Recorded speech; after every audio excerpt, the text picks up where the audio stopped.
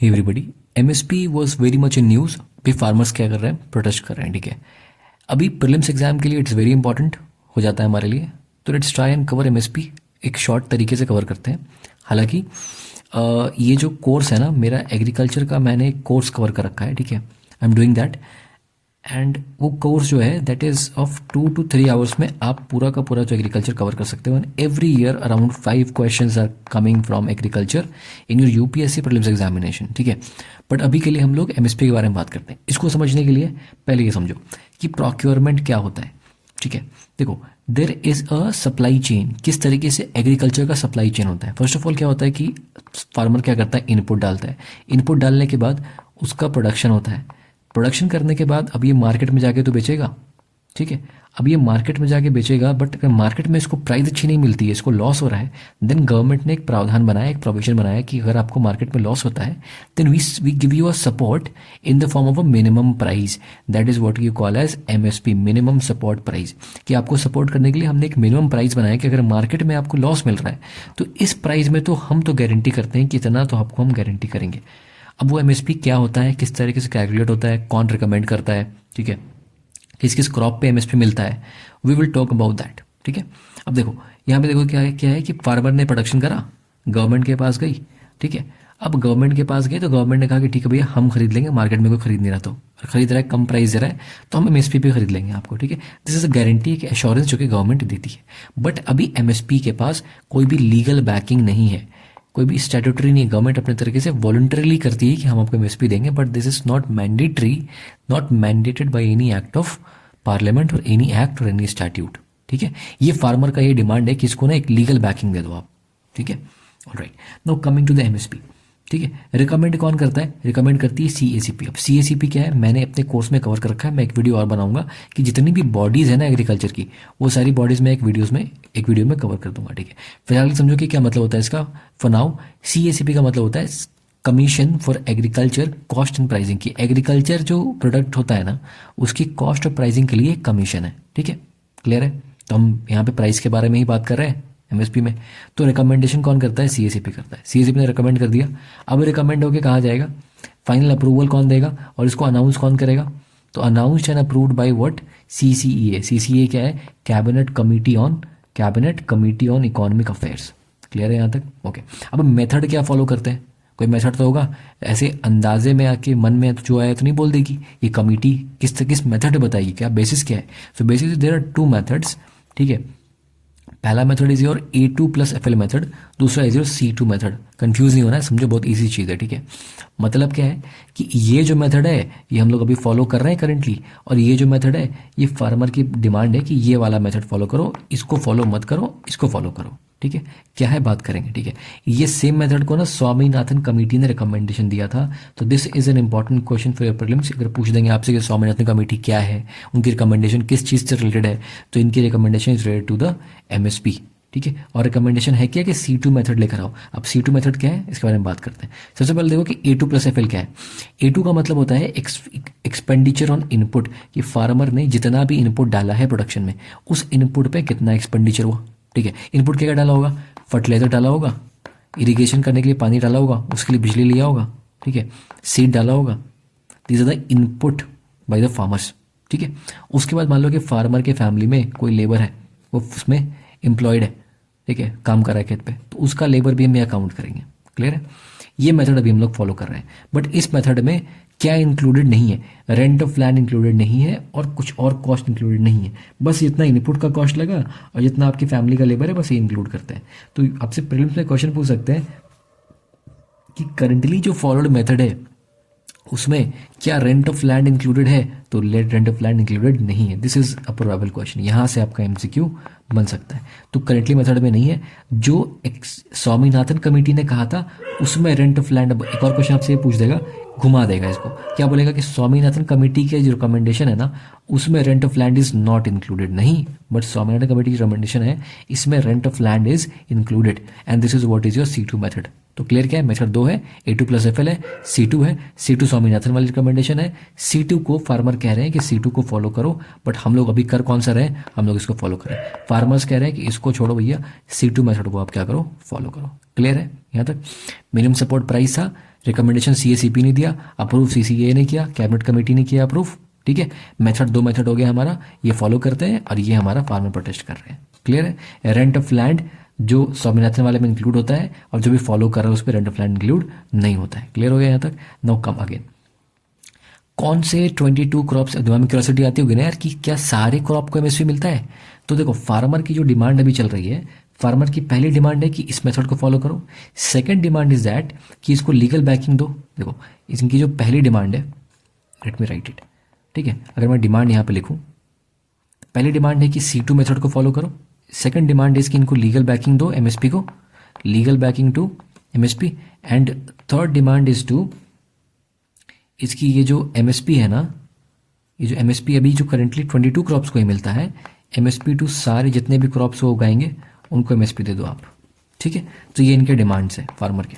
एक और डिमांड था कि आपका WTO से इंडिया अपनी मेंबरशिप को क्या करे, वापस ले ले, ठीक है। डिमांड के ऊपर नहीं जाते हैं अभी सिर्फ हम लोग स्टेटिक के बारे में देख रहे हैं, उससे रिलेटेड, ठीक है। तो कौन से 22 क्रॉप्स हैं जो MSP के अंदर में आते हैं, वी विल इस लेक्चर के अंदर में ही वी विल ट्राई कि इसको हम लोग क्या करें, इसको हम लोग पूरा पूरा समझ लें, रट लें। I give you the tricks किस तरीके से याद करना है, बिकॉज ये इंपॉर्टेंट है, एग्जाम में आपके आ सकता है। उसके बाद हम लोग बात करेंगे शुगर केन प्राइसिंग क्या होती है एंड MSP का ऑल्टरनेटिव क्या है। इसको मैंने इतने कॉम्प्रहेंसिवली कवर किया हुआ है ना। देखो, ये वाला पार्ट तो शायद लोग कवर नहीं कर रहे हैं, बट मेरा मतलब ऐसा मानना है कि this is something which can be and which should be asked in the prelims exam, because इसको लोग कवर नहीं कर रहे हैं। यहाँ तक तो लोग पहुंच रहे हैं, लोग यहाँ तक कवर कर रहे हैं, लोग ये भी कवर कर रहे हैं, but people are ignoring the उसका लिंकेज। तो this is where UPSC ask you questions, static से लिंकेज, ठीक है। तो कम हियर, कौन से 22 क्रॉप है जिनको कि MSP मिला हुआ है, ठीक है। पहला इज योर खरीफ राबी, ठीक है। खरीफ और राबी में डिवाइड किया, अदर क्रॉप में डिवाइड किया और कमर्शियल में, इन 4 चीज़ों में मैंने इसको क्लासीफाई किया हुआ है, ठीक है। अब देखो, मिलेट, पहला क्लासिफिकेशन है कौन कौन से मिलेट, ऐसे याद रखना। तो 3 मिलेट होते हैं हमारे, सबसे फेमस मिलेट है ज्वार बाजरा रागी। तो ये याद हो गया कि 3 तरह के मिलेट है, ज्वार बाजरा रागी। उसके बाद है स्टेपल में क्लासीफाई किया मैंने कि स्टेपल जो हम लोग खाते हैं, सबसे जो मेजर अमाउंट में हम लोग फूड लेते हैं उसको स्टेपल बोलते हैं। तो पैडी मतलब कि चावल एंड मेज, ठीक है, पैडी एंड मेज। और राबी में कौन सा आपका स्टेपल है, व्हीट और बार्ली। तो देखो, व्हीट और पैडी तो हम लोग खाते ही खाते हैं, और मेज का मतलब मक्का, मक्का भी बहुत ज़्यादा इंडिया में यूज़ होता है। तो जो ज़्यादा यूज़ होता है उसको तो मिलेगा ही, जो बहुत ज़्यादा कॉमन उसको मिलना चाहिए, कॉमन सेंस कहता है। तो सबसे कॉमन मिलेट है ज्वार बाजरा रागी, जिसको तो मिलता ही है, ऐसे याद रख लेंगे। और सबसे फेमस स्टेपल है आपका पैडी और व्हीट और मेज, तो इसको मिलता ही है। और बार्ली भी बहुत ज़्यादा फेमस है, ठीक है। तो सबसे फेमस वाले हैं, नाम सुना होगा आपने, इन सबको मिलता है। स्टेपल में इन चारों को मिला, मिलेट में इन तीनों को मिला। अब देखो, पल्सेस, दाल डेली कंज्यूम करते हैं हम लोग, तो मूंग, उड़द और अरहर, ठीक है, ये तीनों दाल घर में बहुत ज़्यादा यूज़ होती है, नाम सुना होगा आपने। चने का दाल बहुत यूज़ होता है, लेंटिल मतलब जो लाल दाल होता है वो बहुत ज़्यादा यूज़ होता है। तो ये सारे दाल बहुत ज़्यादा यूज़ होते हैं घर में, इसीलिए जो सबसे ज़्यादा कंजम्पशन है, सबसे ज़्यादा प्रोडक्शन भी होता होगा उसका, इसलिए उस पर हमने MSP को प्रोवाइड कराया। उसके बाद देखो, ऑयल सीड, ऐसे कौन से सीड है जिससे कि ऑयल निकलता है, ठीक है। मस्टर्ड ऑयल से हम लोग घर में कंज्यूम करते हैं, मस्टर्ड ऑयल करते हैं, रेप सीड करते हैं, ठीक है। और क्या करते हैं, सोयाबीन ऑयल करते हैं, सनफ्लावर ऑयल करते हैं, सेसेमे ऑयल करते हैं, ठीक है। ये सारा का सारा ऑयल सीड हम लोग कंज्यूम करते हैं। इसको 3-4 बार पढ़ोगे ना, याद हो जाएगा, रटने की जरूरत नहीं है। अदर क्रॉप्स में आपको सिर्फ रटना ये है, कॉटन तो पता है यार, कॉटन इतना प्रोडक्शन इंडिया में होता है तो कॉटन को तो मिलना ही चाहिए। देन कम्स नाइगर सीड, ये एक है, आपको इसको रट्टा करने लगाना पड़ेगा। एंड कमर्शियल क्रॉप में जूट भी इंडिया में बहुत ज़्यादा प्रोडक्शन होता है, तो जूट में ही मिल रहा है आपको। और कॉपरा, देखो मैं तो बोलूँगा कॉपरा को और नाइगर सीड को, इन दोनों को रट्टा लगा लो, बाकी आपका जो है सॉलिड है, ठीक है। तो 22 क्रॉप MSP में इस तरीके से हमने कर लिया। मिलेट देख लिया, 3 मिलेट कॉमन है। स्टेपल में पैडी हो गया, चावल आपका, रोटी आपका ये व्हीट, और मेज और बार्ली। दाल में मूंग, उड़द, अरहर।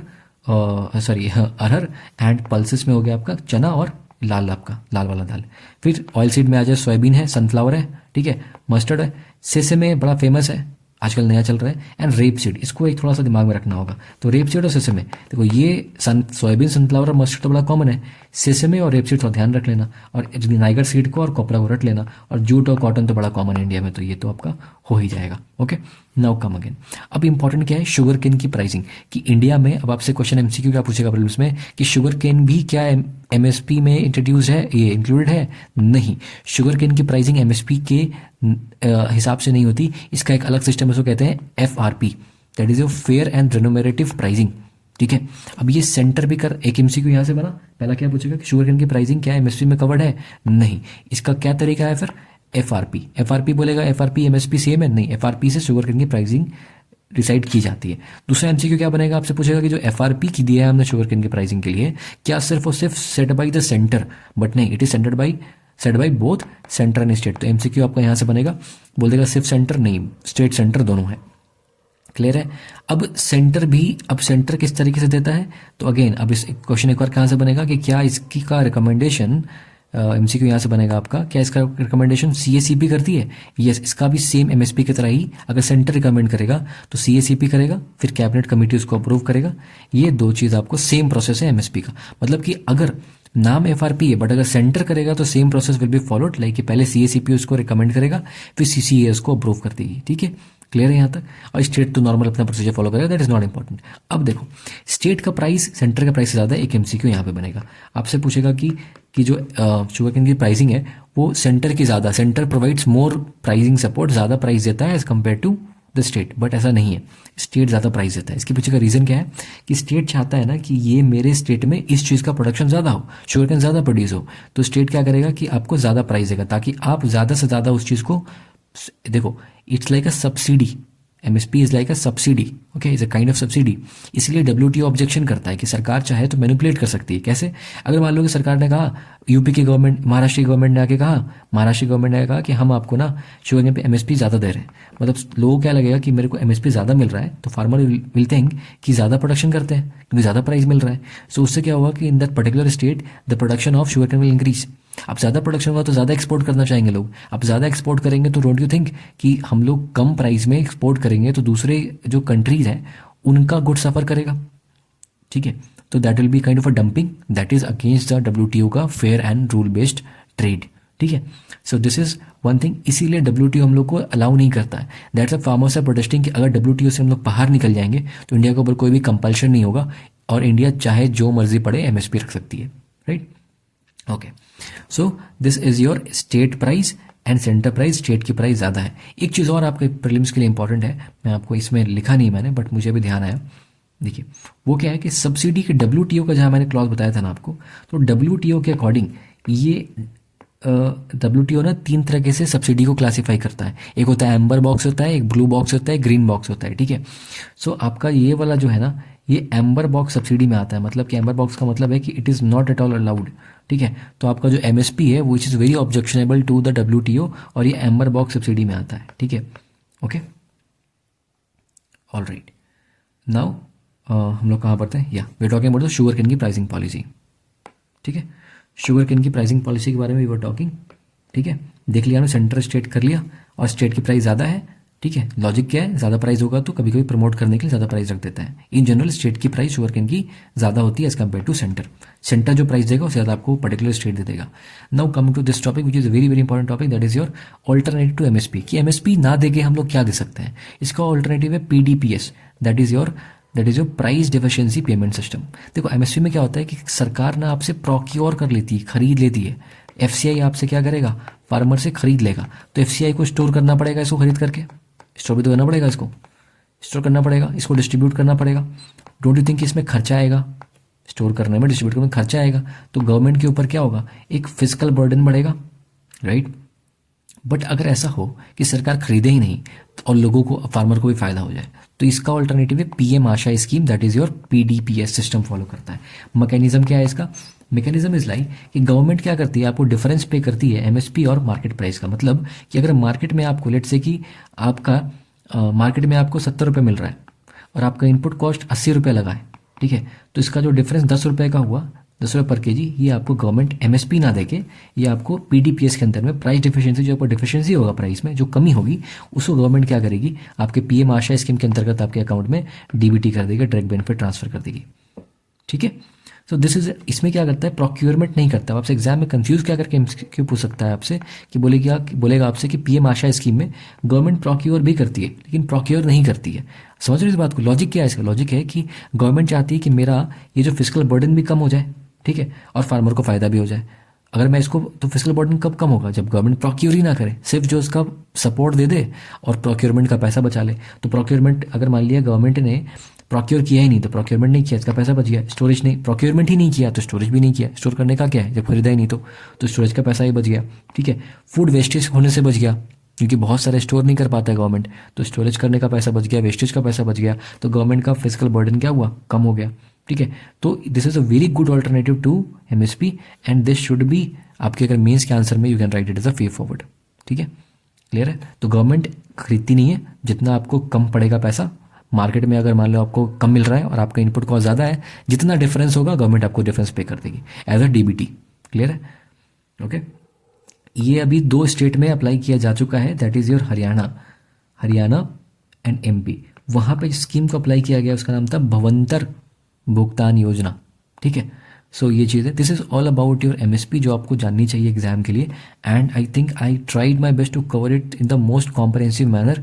एंड सिर्फ एमएसपी नहीं है, इसके रिलेटेड 2 टॉपिक जो और भी मैंने कवर कराए हैं इसमें। ठीक है, सो इसमें देखो कितने टॉपिक्स थे, ये वीडियो लंबा हो गया है, इसमें 4 वीडियोस बन सकते हैं। शुगर के इस पर एक वीडियो बनेगा, एक इस पे वीडियो बन सकता है, एंड एक इस पे पूरा एक वीडियो बन सकता है, एंड उसके बाद आपका ये तो ऑब्वियसली एक वीडियो बनेगा ये बेसिक पे। ठीक है, alright, okay, so I hope you understood it, and if you have any doubts you can let me know in the comments, and do join the Telegram channel, and if you're new to the channel you can also give it a try. I assure you it will be helpful for you. All right, so I'll see you in the next video. Bye bye, take care and happy learning.